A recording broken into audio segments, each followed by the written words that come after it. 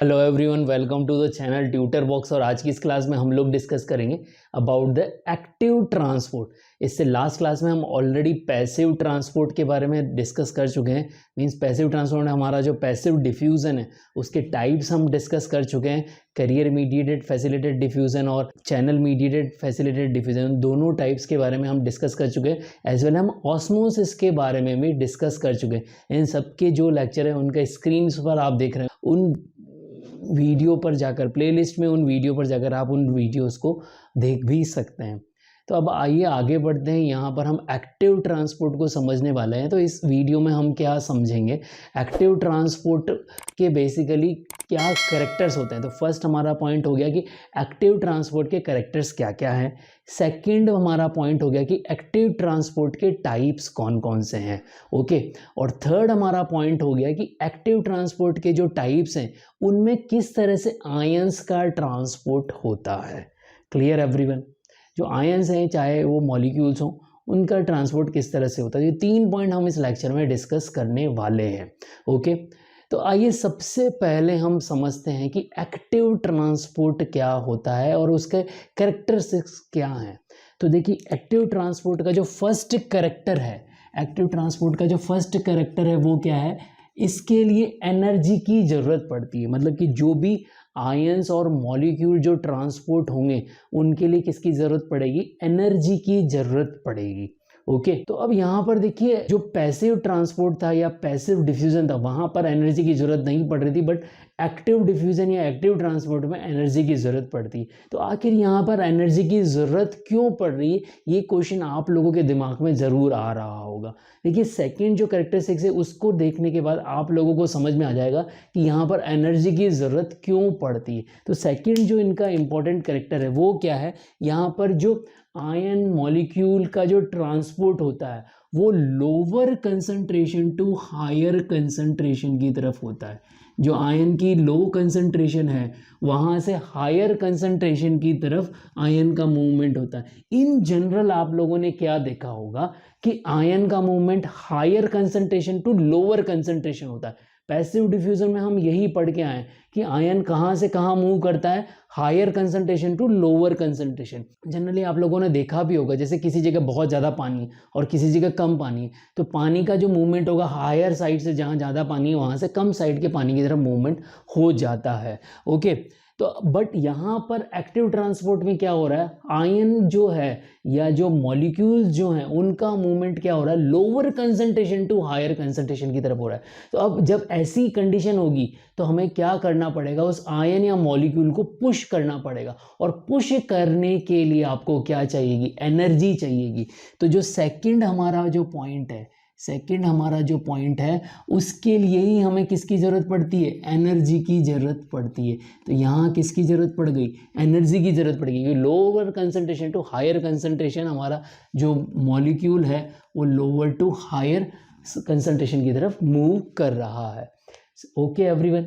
Then third जो इसका important point है वो क्या है, थर्ड इज जो ट्रांसपोर्ट हो रहा है वो किसकी हेल्प के थ्रू हो रहा है। मींस ये लोअर टू हायर कंसंट्रेशन की तरफ जो आयन या मॉलिक्यूल ट्रांसपोर्ट करेगा तो वो किसकी मदद से करेगा। तो यहाँ पर जो लोअर टू हायर साइड में आयन का ट्रांसपोर्ट होगा वो करियर प्रोटीन की मदद से होगा।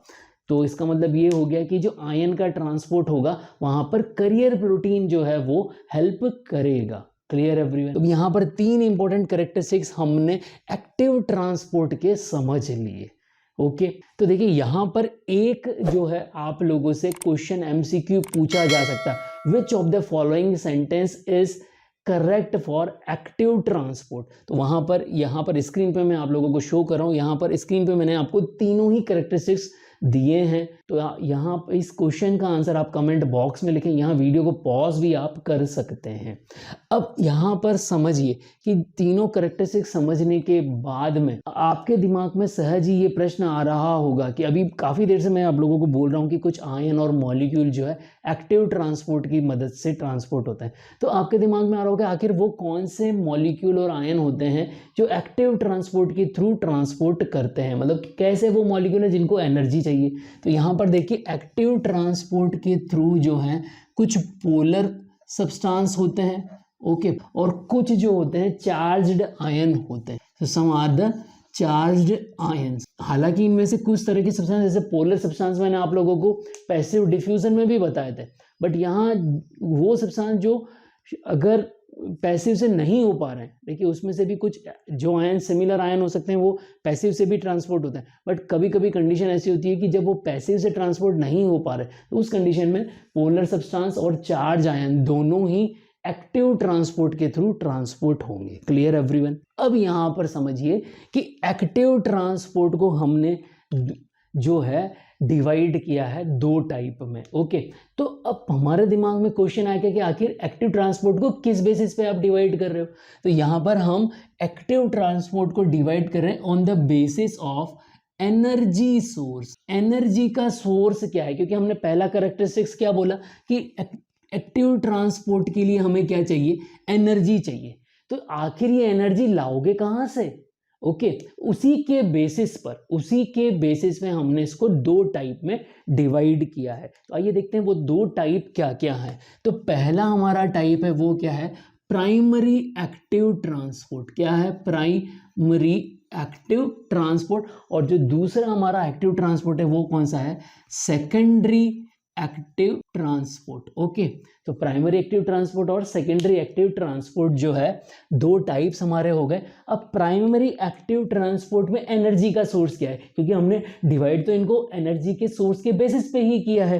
तो यहाँ पर देखिए प्राइमरी एक्टिव ट्रांसपोर्ट जो होता है उसमें एनर्जी का सोर्स क्या होता है, यहाँ पर एनर्जी को हम कैसे लेते हैं, यहाँ पर हाइड्रोलाइसिस होता है किसका, एटीपी का, एडिनोसिन ट्राइफॉस्फेट, जो कि हमारा एनर्जी का सोर्स है। इसका हम क्या करते हैं, हाइड्रोलाइसिस करते हैं और उससे हमें क्या मिलती है, एनर्जी मिलती है। और उसी एनर्जी को यूज किया जाता है आयंस के या पोलर सब्सटेंस को ट्रांसपोर्ट करने में। Clear everyone? अब देखिए सेकेंडरी एक्टिव ट्रांसपोर्ट जो है उसमें एनर्जी का सोर्स क्या है। तो यहाँ पर एनर्जी का सोर्स क्या है, आयोनिक कंसंट्रेशन ग्रेडियंट।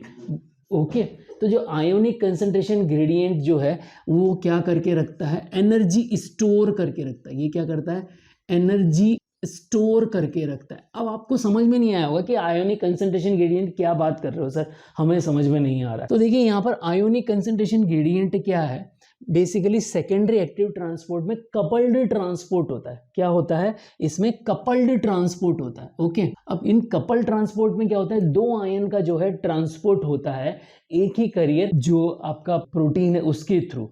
तो कपल्ड ट्रांसपोर्ट में होता है जो एक आयन का कंसंट्रेशन ग्रेडियंट है। जैसे सपोज करिए यहाँ पर दो आयन जैसे सोडियम और हाइड्रोजन अगर मूव कर रहे हैं तो एक आयन का जो कंसंट्रेशन ग्रेडियंट है, मतलब हायर साइड से लोअर साइड में जो आयन मूव करता है, तो वो हायर साइड से लोअर साइड में मूव करने में वो अपनी एनर्जी किसको ट्रांसफर कर देता है, उसकी कंसंट्रेशन ग्रेडियंट की वजह से उसमें जो एनर्जी मिलती है। मतलब कहने का मतलब ये हो गया कि अगर ये मॉलिक्यूल जो है अगर इस साइड में जा रहा है तो इस मॉलिक्यूल ये अपनी हायर एज पर इट्स कंसंट्रेशन ग्रेडियंट मूव कर रहा है, तो ये कंसंट्रेशन ग्रेडियंट की वजह से इसमें क्या आ जाएगी, एनर्जी आ जाएगी। और वो एनर्जी फर्दर क्या हो जाएगी, उसी एनर्जी को ट्रांसफर कर दिया जाएगा दूसरे आयन के मूवमेंट के लिए। तो इसी को हम बोलते हैं आयोनिक कंसंट्रेशन ग्रेडियंट। देखिए अभी हम इसको पूरा डिटेल में समझेंगे तब आपको और क्लियरली समझ में आ जाएगा कि आखिर किस तरह से सेकेंडरी एक्टिव ट्रांसपोर्ट हो रहा है। ओके एवरीवन, अब यहाँ पर देखिए प्राइमरी एक्टिव ट्रांसपोर्ट में वो कौन कौन से सब्सटेंस या मॉलिक्यूल हैं जिनका कि ट्रांसपोर्ट इसके थ्रू होता है। तो यहाँ पर देखिए प्राइमरी एक्टिव ट्रांसपोर्ट में पर्टिकुलरली हमारे पास में जो आयंस हैं वो क्या है, सोडियम आयन हो गया हमारे पास में, सोडियम आयन हो गया, पोटेशियम आयन हो गया, क्लोराइड आयन हो गया, आयोडाइड आयन हो गया। तो इस तरह के जो आयंस हैं वो किसके थ्रू ट्रांसपोर्ट हो रहे हैं, प्राइमरी एक्टिव ट्रांसपोर्ट के थ्रू ट्रांसपोर्ट हो रहे हैं। सेकेंडरी एक्टिव ट्रांसपोर्ट में क्या हो रहा है, कौन इसके थ्रू ट्रांसपोर्ट हो रहा है, सोडियम तो अपनी कंसंट्रेशन ग्रेडियंट के अकॉर्डिंग ट्रांसपोर्ट होता है, बट यहाँ पर पर्टिकुलरली ट्रांसपोर्ट कौन होता है, कैल्शियम, हाइड्रोजन आयन। तो ये दोनों आयन जो हैं वो एंटीपोटर के थ्रू ट्रांसपोर्ट होते हैं। दीज आर ट्रांसपोर्ट थ्रू एंटीपोटर, अभी बताऊंगा मैं क्या होता है एंटीपोटर। और अमाइनो एसिड, ग्लूकोज, ओके, ये दोनों किसके थ्रू ट्रांसपोर्ट होते हैं, सिम्पोटर के थ्रू। Clear everyone? तो आपको अभी समझ में आ जाएगा एंटीपोटर और सिम्पोटर क्या होता है, वो हम जब सेकेंडरी एक्टिव ट्रांसपोर्ट समझेंगे वहाँ पर मैं आप लोगों को क्लियर कर दूंगा। तो आप लोगों को अब ये चीज़ समझ में आ गई होगी कि यहाँ पर सोडियम, पोटेशियम क्लोराइड और आयोडाइड आयन जो हैं उनका ट्रांसपोर्ट हो रहा है। ओके, साथ ही साथ में यहाँ पर जो है कैल्शियम और हाइड्रोजन का भी ट्रांसपोर्ट प्राइमरी एक्टिव ट्रांसपोर्ट से हो सकता है। ओके एवरीवन, तो अब यहाँ पर हमें ये समझ में आ गया कि प्राइमरी से कौन कौन से आयंस का ट्रांसपोर्ट हो रहा है और सेकेंडरी से कौन कौन से आयंस का एक्टिव ट्रांसपोर्ट हो रहा है या कौन कौन से मॉलिक्यूल का ट्रांसपोर्ट हो रहा है। अब आइए यहाँ पर समझने का प्रयास करते हैं कि आखिर प्राइमरी एक्टिव ट्रांसपोर्ट में आयन का ट्रांसपोर्ट होता किस तरह से है। ओके, तो उसको समझने के लिए पहले ये समझिए, देखिए यहाँ पर हमारे पास में क्या है, ये प्लाज्मा मेम्ब्रेन का मैंने आप लोगों के लिए डायग्राम बनाया है और प्लाज्मा मेम्ब्रेन का डायग्राम मैंने बनाया है। तो यहाँ पर देखिए ये तो हमारा क्या हो गया, साइटोसोल हो गया। दिस एरिया जो है दिस इज व्हाट है, साइटोसोल। ओके, इसी को हम क्या बोल देंगे, ICF। Okay, intracellular fluid. और ये आउटसाइड वाला एरिया हमारा जो है वो क्या हो गया, एक्स्ट्रा सेलुलर फ्लूइड वाला एरिया हो गया, ECF। अब हम ये जानते हैं कि जो ECF है, जो ECF वाला एरिया है वहाँ पर ये देखिए पर्पल कलर में मैंने आप लोगों को शो किया है, ये क्या है, सोडियम आयन। ये क्या है, सोडियम आयन। ओके, और इनसाइड जो है साइटोसोल जो है वहाँ पर सोडियम आयन जो है वो कम होते हैं। तो सोडियम हमारा एक्स्ट्रा सेलुलर साइड में ज़्यादा होता है। सिमिलरली अगर हम साइटोसोल की बात करें तो इनसाइड के अंदर जो है हमारा पोटेशियम आयन की कंसंट्रेशन जो है वो ज़्यादा होती है और पोटेशियम आयन की कंसंट्रेशन आउटसाइड में जो है वो कम होती है। सोडियम आयन की कंसंट्रेशन आउटसाइड में ज़्यादा होती है और सोडियम आयन की कंसंट्रेशन इनसाइड में जो है वो कम होती है। तो यहाँ पर देखिए अगर हम जनरल बात करें तो सोडियम का मूवमेंट सिंपल डिफ्यूजन के थ्रू किस तरह से होगा, सोडियम देखिए यहाँ पर ये पर्पल कलर में मैंने एरो शो किया हुआ है, इस तरह से ये सोडियम का मूवमेंट इसकी कंसंट्रेशन ग्रेडियंट के अकॉर्डिंग हो जाएगा और पोटेशियम का मूवमेंट किस तरह से हो जाएगा, इसकी कंसंट्रेशन ग्रेडियंट के अकॉर्डिंग हो जाएगा। बट ये सिंपल डिफ्यूजन वाला केस। अब हम बात करते हैं किसकी, प्राइमरी एक्टिव ट्रांसपोर्ट की, कि सोडियम और पोटेशियम का ट्रांसपोर्ट प्राइमरी एक्टिव ट्रांसपोर्ट में किस तरह से होगा। तो देखिए सोडियम एंड पोटेशियम का एक्टिव ट्रांसपोर्ट जो है प्राइमरी एक्टिव ट्रांसपोर्ट में करने के लिए हमारे पास में प्लाज्मा मेम्ब्रेन पर पंप हमें मिलता है। So this is what a pump, ये हमारा पंप है और इसी पंप को हम क्या बोलते हैं, सोडियम पोटेशियम पंप। और इसी पंप का दूसरा नाम क्या है, sodium potassium ATPase pump. Clear everyone. तो ये पंप हमें क्या मिलता है, सोडियम पोटेशियम एटीपेज पंप हमें यहाँ पर मिलता है। तो अब यहाँ पर देखिए जब हम सोडियम पोटेशियम एटीपेज पंप हमें यहाँ पर मिल रहा है तो अब हमारी फर्स्ट कंडीशन है कि हमारे पास में क्या है, सोडियम आयन है। इनिशियल फर्स्ट कंडीशन के अंदर क्या होगा, सोडियम आयन जो है वो सोडियम पोटेशियम एटीपेज पंप से बाइंड करेंगे। क्या करेंगे, सोडियम पोटेशियम एटीपेज पंप से ये बाइंड कर रहे हैं। तो अब यहाँ पर 3 सोडियम आयन जो हैं यहाँ पर किससे बाइंड कर रहे हैं, सोडियम पोटेशियम एटीपेज पंप के साथ बाइंड कर रहे हैं। तो जैसे ही ये सोडियम पोटेशियम एटीपेज पंप से बाइंड करते हैं वैसे ही क्या होता है, यहाँ पर जो है एटीपेज एंजाइम हमें मिलता है। क्या मिलता है हमारे पास में, एटीपेज एंजाइम हमें मिलता है। तो यहाँ पर देखिए ये एटीपेज एंजाइम हमें मिल रहा है, this is what a ATPase enzyme. ये क्या है, एटीपेज एंजाइम। और ये एटीपेज एंजाइम क्या करता है, एटीपी का हाइड्रोलाइसिस कर देता है। तो अब यहाँ पर देखिए एटीपी का क्या होगा, हाइड्रोलाइसिस होगा। क्या होगा, एटीपी का हाइड्रोलाइसिस होगा। ATP will convert into ADP. तो और यहाँ पर क्या बन जाएगा, एक्स्ट्रा अमाउंट में आपके पास में क्या बन जाएगा, फॉस्फेट। तो यहाँ पर ज़रूरत किसकी पड़ी, एटीपेज जो है हमारा, यहाँ पर ये देखिए एटीपेज जो है वो एटीपी को किस में कन्वर्ट कर देगा, एडीपी में कन्वर्ट कर देगा। और जैसे ही एटीपी से एडीपी बनेगी हमारे पास में जो करियर मॉलिक्यूल जो पंप है उसके पास में क्या आ जाएगी, एनर्जी आ जाएगी। उसके पास में क्या आ जाएगी, एनर्जी का ट्रांसफ़र हो जाएगा। तो यहाँ पर ये फॉस्फेट मॉलिक्यूल जो है वो क्या करेगा, इसके साथ में बाइंड कर जाएगा। किसके साथ में बाइंड कर जाएगा, यहाँ पर मैं आपको फॉस्फेट मॉलिक्यूल को बाइंड करके बता रहा हूँ। तो जैसे ही ये 3 सोडियम मॉलिक्यूल इस पर बाइंड हुए, अगेन दोबारा से रिपीट कर रहा हूँ, 3 सोडियम मॉलिक्यूल यहाँ पर बाइंड हुए। बाइंड होते क्या हुआ, जो एटीपेज है वो क्या करता है, इसके सोडियम के बाइंड होने से ही एटीपीज को क्या मिलता है, ट्रिगर मिलता है, और एटीपीज जो है एटीपी का एडीपी में कन्वर्जन कर देता है। एटीपी का जैसे ही एडीपी में कन्वर्जन होता है तो ये फॉस्फेट मॉलिक्यूल जो है ये ATPs, sodium potassium ATPase pump के साथ में बाइंड हो जाएगा, और जैसे ही एटीपीज पंप के साथ में बाइंड हो जाएगा वैसे ही सोडियम पोटेशियम एटीपीज पंप की स्ट्रक्चर में क्या आ जाएगा, कन्फर्मेशनल चेंजेस। इसकी स्ट्रक्चर में क्या आ जाएगा, कन्फर्मेशनल चेंज। अब ये यहाँ पर देखिए, ये स्ट्रक्चर आप देखिए इस डायरेक्शन में थी, अब इसका माउथ जो है इस डायरेक्शन में हो गया। ओके, तो अब आपका जो सोडियम आयन है वो क्या हो जाएंगे, आउटसाइड में मूव कर जाएंगे। तीनों सोडियम आयन जो हैं आउटसाइड में मूव कर जाएंगे। तो यहाँ 3 सोडियम आयन जो हैं बाहर की तरफ मूव कर चुके हैं। जैसे ही तीनों सोडियम आयन बाहर की तरफ मूव करते हैं वैसे ही हमारे पास में जो पोटेशियम आयन है, जो हमारे पास में क्या है, पोटेशियम आयन है, क्योंकि यहाँ फॉस्फेट मॉलिक्यूल अटैच है और इस स्ट्रक्चर में कन्फर्मेशन चेंज आ गया है। तो स्ट्रक्चर के कन्फर्मेशन चेंज आने से क्या होगा, ये जो आपके पोटेशियम आयन है they are able to bind with this sodium potassium ATPase pump. अब सोडियम पोटेशियम एटीपीज पंप के साथ में ये आयन जो है हमारे क्या हो जाएंगे, बाइंड हो जाएंगे। तो ये आयन यहाँ पर क्या हो गए, 2 पोटेशियम आयन जो है यहाँ पर बाइंड हो गए। अब 2 पोटेशियम आयन यहाँ पर बाइंड होने के बाद में क्या होगा, जैसे ही 2 पोटेशियम आयन यहाँ पर बाइंड होते हैं तो हमारा जो फॉस्फेट है वो फॉस्फेट क्या होता है, इस स्ट्रक्चर से रिमूव हो जाता है और बाहर आ जाता है। तो जैसे ही ये इस स्ट्रक्चर से बाहर आता है, फॉस्फेट यहाँ जो अटैच था वो क्या हो जाएगा, रिमूव हो जाएगा, डिटैच हो जाएगा। अब जब फॉस्फेट यहाँ पर बाहर आएगा तो अब ये इसकी स्ट्रक्चर में अगेन क्या हो जाएगा, कन्फर्मेशनल चेंज आ जाएगा। पंप की स्ट्रक्चर में कन्फर्मेशन चेंज आ गया। अब अगेन आप देखिए यहाँ दोनों ही सेकेंड और थर्ड स्टेज में स्ट्रक्चर सिमिलर थी, बट फोर्थ स्टेज में क्या हो गया, अगेन जो स्ट्रक्चर है वो फर्स्ट स्टेज में जो हमारी स्ट्रक्चर थी उस तरह की हो गई।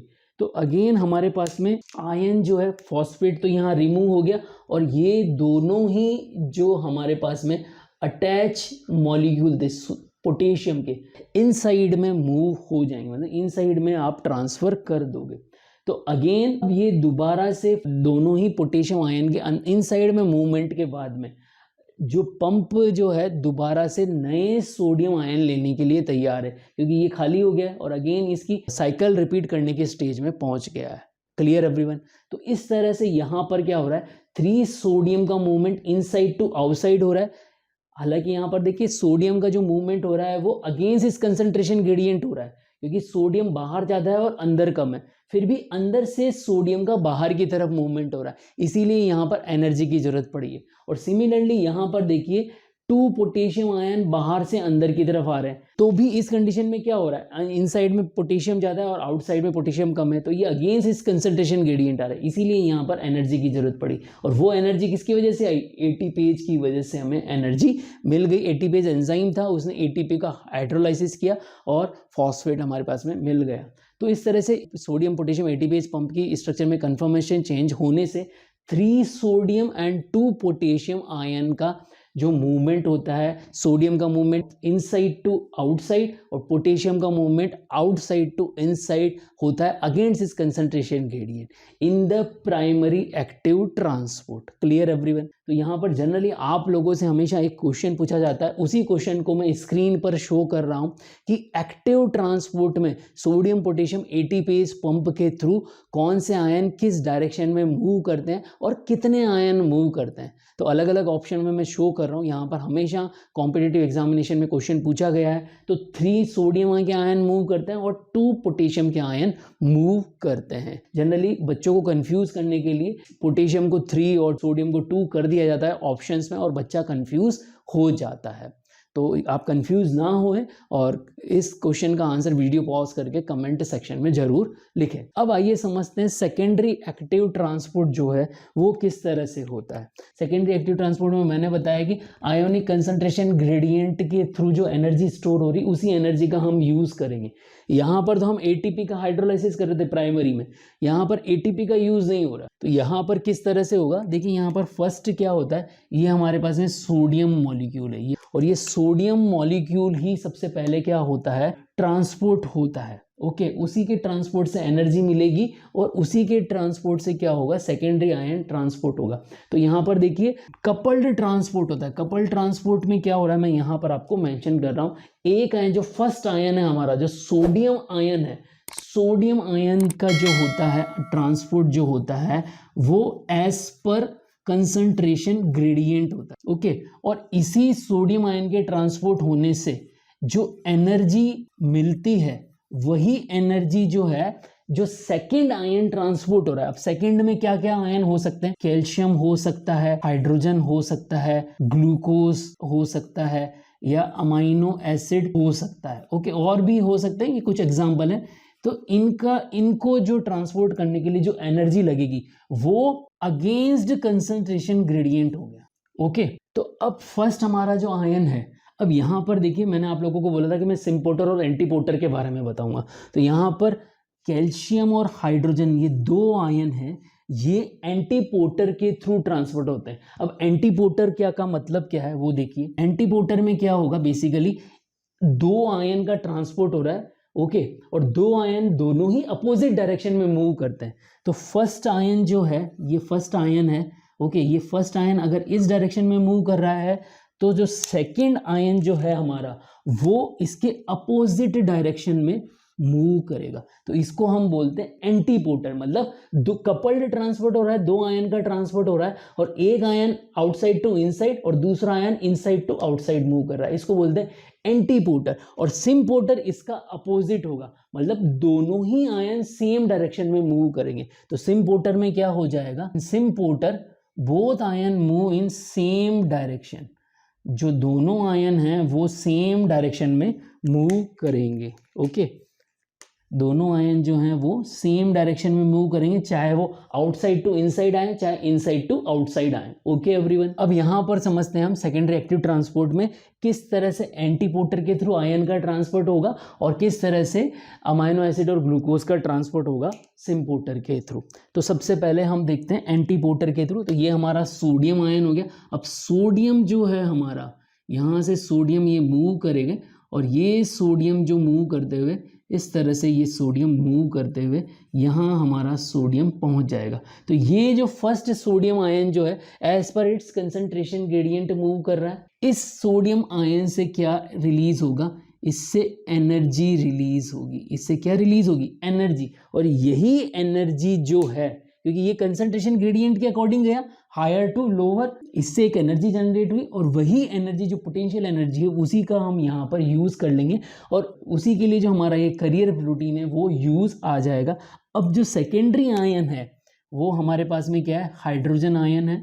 ये हाइड्रोजन आयन जो है हम अपोजिट डायरेक्शन में मूव करवा देंगे। ओके, ये जो हमें सोडियम के ट्रांसपोर्ट होने से जो एनर्जी मिली वही एनर्जी सेकेंडरी जो हाइड्रोजन आयन है वो इनसाइड टू आउटसाइड मूव कराने में हेल्प कर गया। अब यहाँ पर हाइड्रोजन आयन जो है यहाँ पर लो कंसंट्रेशन में है। ओके, और यहाँ पर हायर कंसंट्रेशन में है। तो लो से हायर कंसंट्रेशन की तरफ मूव कराया तो ये against the concentration gradient move हुआ। एक आयन सोडियम आयन जो है आउटसाइड टू इनसाइड जा रहा है और hydrogen ion inside to outside जा रहा है। इसका मतलब ये क्या हो गया, एंटीपोटर हो गया। तो ये हमारा हो गया सोडियम हाइड्रोजन का एक्सचेंज हो गया, सोडियम हाइड्रोजन एंटीपोटर हो गया। क्लियर। सेकेंड आयन में अगेन दोबारा से हमारे पास में क्या होगा, again we have a sodium और सोडियम आयन का ही यहाँ पर मूवमेंट होगा। तो सोडियम आयन हमारा क्या हो गया, मूव करके कहाँ चला गया, इनसाइड में। और सोडियम ने फिर वापस दोबारा से क्या किया, अगेन एनर्जी यहाँ पर क्या करी, ट्रांसफर करी। और इसी एनर्जी के थ्रू क्या हुआ, यहाँ पर हमारे पास में कैल्शियम मॉलिक्यूल थे। These are what, a calcium molecule. ये हमारे पास में क्या है, कैल्शियम मॉलिक्यूल। और यही कैल्शियम मॉलिक्यूल जो है हमारे ट्रांसफर हो गए। क्लियर। तो यहाँ कैल्शियम मॉलिक्यूल लोअर कंसंट्रेशन में थे और यहाँ हायर कंसंट्रेशन में थे। तो अगेन ये लोअर टू हायर कंसंट्रेशन की तरफ मूव कर रहे हैं, अगेंस्ट इट्स कंसंट्रेशन ग्रेडियंट के अगेंस्ट में मूव कर रहे हैं। तो ये सोडियम एंड कैल्शियम का जो है एक्सचेंज हमारे पास में हो गया। ओके, सोडियम एंड कैल्शियम का एक्सचेंज हो गया, सोडियम कैल्शियम एंटीपोटर के थ्रू। Clear everyone? तो यहाँ पर कैल्शियम और हाइड्रोजन आयन का एक्सचेंज हुआ, सेकेंडरी एक्टिव ट्रांसपोर्ट है। अब हम देखते हैं कि ग्लूकोज और अमाइनो एसिड का किस तरह से ट्रांसपोर्ट होता है। तो यहाँ पर देख लीजिए, अब हमारे पास में क्या है, सिम्पोर्टर है। ओके, यहाँ पर देख लीजिए, अब हमारे पास में ये येलो कलर में मैंने जो शो किया है वो क्या है, हमारे पास में सिम्पोर्टर है। क्लियर? और सिम्पोर्टर में क्या होगा, दोबारा हमारे पास में क्या है, सोडियम आयन। तो ये सोडियम आयन आउटसाइड में ज़्यादा है, इनसाइड में कम है। ओके, सोडियम आयन आउटसाइड में ज़्यादा है, इनसाइड में कम है। और सोडियम आयन का अगेन क्या होगा, मूवमेंट होगा एज पर इट्स कंसंट्रेशन ग्रेडियंट। और ये हमारे पास में सोडियम आयन दोबारा से पहुंच गए। अब क्या हो रहा है, अगेन ग्लूकोज जो है उसका मूवमेंट हो रहा है। तो ये हमारे पास में ग्लूकोज आयन है। ग्लूकोज जो है आउटसाइड में लो कंसंट्रेशन में है और इनसाइड में हायर कंसंट्रेशन में, but low to higher concentration में ग्लूकोज का मूवमेंट हो गया। Clear everyone? तो यहाँ पर सोडियम ग्लूकोज एक्सचेंजर हो गया या सोडियम ग्लूकोज सिम्पोर्टर हो गया। ओके, तो सोडियम आयन तो अपनी कंसंट्रेशन ग्रेडियंट के अकॉर्डिंग मूव कर रहा है, बट ग्लूकोज अगेंस्ट इस कंसंट्रेशन ग्रेडियंट मूव कर रहा है। और जो सोडियम आयन ने जो एनर्जी दी उसी का यूज यहाँ पर किया जा रहा है। Okay everyone? अब हम देखते हैं दोबारा से हमारे पास में अमाइनो एसिड का मूवमेंट। ये this one is the amino acid, और ये सोडियम तो हमारे पास में है ही सही। तो सोडियम आयन तो दोबारा से अपनी कंसंट्रेशन ग्रेडियंट के अकॉर्डिंग ही मूव कर रहा है। ये सोडियम हमारे पास में आप गया। ओके, और जो अमाइनो एसिड है वो भी लो कंसंट्रेशन में आउटसाइड में है, ये लो कंसंट्रेशन में आउटसाइड में, और अमाइनो एसिड हायर कंसंट्रेशन में इनसाइड में है। तो ये बाहर से अंदर की तरफ आ गए। और यहाँ पर जो सोडियम इनसाइड में आया उसी ने क्या दिया, यहाँ पर एनर्जी प्रोवाइड कराई। उसी ने क्या किया, एनर्जी प्रोवाइड कराई। तो अब यहाँ पर क्या हो गया, ये अमाइनो एसिड का मूवमेंट हो गया। किसका मूवमेंट हो गया, अमाइनो एसिड का मूवमेंट हो गया, सोडियम अमाइनो एसिड सिम्पोर्टर के थ्रू। Clear everyone? तो सिंपल है, बहुत ही सिंपल है। क्या हो रहा है, सेकेंडरी एक्टिव ट्रांसपोर्ट में दो आयन का ट्रांसपोर्ट हो रहा है एंटीपोटर और सिम्पोर्टर के थ्रू। मतलब सोडियम हर जगह क्या हो रहा है, चारों ही जगह सोडियम आयन अपनी कंसंट्रेशन ग्रेडियंट के अकॉर्डिंग इनसाइड में मूव कर रहा है, और जो दूसरा आयन है वो सोडियम आयन के मूवमेंट से जनरेट होने वाली एनर्जी को लेकर दूसरा ion low concentration to higher concentration move कर रहा है। Clear everyone? तो एंटीपोटर में दोनों आयन अपोजिट डायरेक्शन में मूव कर रहे हैं, सिम्पोर्टर में दोनों आयन सेम डायरेक्शन में मूवमेंट कर रहे हैं। क्लियर? एक आयन अपनी सोडियम आयन अपनी कंसंट्रेशन ग्रेडियंट के अकॉर्डिंग, और जो दूसरा मॉलिक्यूल है ग्लूकोज हो चाहे अमाइनो एसिड हो, दोनों ही अपनी कंसंट्रेशन ग्रेडियंट के अगेंस्ट में मूव कर रहे हैं क्योंकि उनको एनर्जी मिल गई है। Clear everyone? और ये मूवमेंट सेकेंडरी एक्टिव ट्रांसपोर्ट में ये मूवमेंट इसलिए पॉसिबल हो पाया है कि यहाँ पर सोडियम की कंसंट्रेशन हम लो, इनसाइड जो साइटोसोल है उसमें सोडियम की कंसंट्रेशन लो रख पा रहे हैं प्राइमरी एक्टिव ट्रांसपोर्ट की वजह से। देखिए यहाँ पर क्या हो रहा है, बाहर ज़्यादा सोडियम है तो बाहर ज़्यादा सोडियम वो सिंपल डिवीजन के थ्रू इनसाइड में आ रहा है, बट इनसाइड में जो सोडियम आया है उसी सोडियम को हम प्राइमरी एक्टिव ट्रांसपोर्ट के थ्रू वापस बाहर भेज रहे हैं। तो प्राइमरी एक्टिव ट्रांसपोर्ट ही क्या कर रहा है, सोडियम की इनसाइड में कंसंट्रेशन को लो रखने में मदद कर रहा है। तो जब ये लो कंसंट्रेशन रखी हुई है, इसी की वजह से सेकेंडरी एक्टिव ट्रांसपोर्ट पॉसिबल हो पाया है, क्योंकि सोडियम आयन की जो कंसंट्रेशन है आउटसाइड और इनसाइड में मेंटेन रह पाई है। Clear everyone? तो आई होप यहाँ पर आप लोगों को एक्टिव ट्रांसपोर्ट समझ में आया होगा।